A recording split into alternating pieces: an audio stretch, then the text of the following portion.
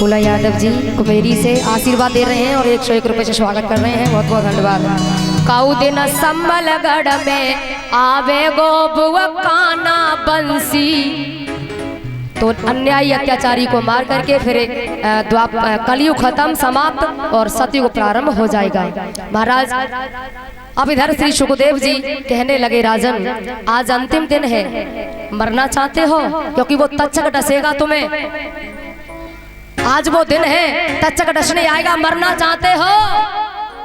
हाथ जोड़ करके चरणों में विनती करके परिषद महाराज कहते हैं, गुरुदेव गुरुदेव एक नहीं ऐसे तक्षक मिलकर के सैकड़ों मुझ में डंक मारे तो भी मेरा बाल बांका कर नहीं पाएंगे। क्यों? क्योंकि गुरुदेव मैंने जन्म ही नहीं लिया तो मैं मरूंगा क्यों? आज गदगद हो गए श्री सुखदेव जी की कथा मन से सुनी है। गुरुदेव मैंने जन्म नहीं लिया तो मरूंगा क्यों? और आपने मुझे वो अमृत दिया है, वो अमृत पिलाया है कि 7 दिन में ये जिंदगी पहले कुछ और थी और 7 दिन के बाद जिंदगी कुछ और हो गई है। गुरुदेव दास पे इतनी कृपा करी आपने।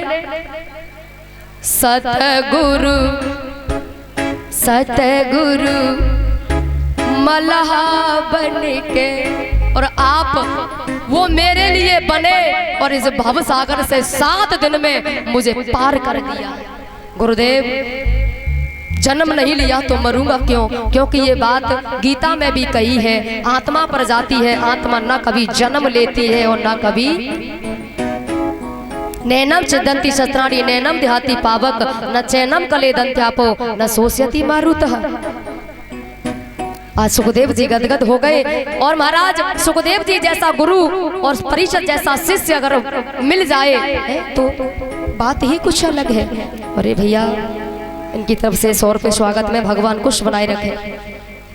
हाथ जोड़ के विनती की है, गुरुदेव मैं पूजन करना चाहता हूँ। आज परिषद महाराज ने पूजन किया है और भी वहाँ संत महामुनि जितने थे श्री सुखदेव जी का पूजन किया है और कहा, राजन वो शरीर में डंक मारेगा, वो शरीर को डसेगा, मरता तो शरीर है, आत्मा तो अजर और अमर है। जैसे हम नए कपड़े धारण करते हैं, पुराने त्याग देते हैं, कोई दुख नहीं होता, ऐसे ज्ञानी जन विवेकवान किसी के जाने पर भी शोक नहीं मनाते क्योंकि आत्मा अजर और अमर है।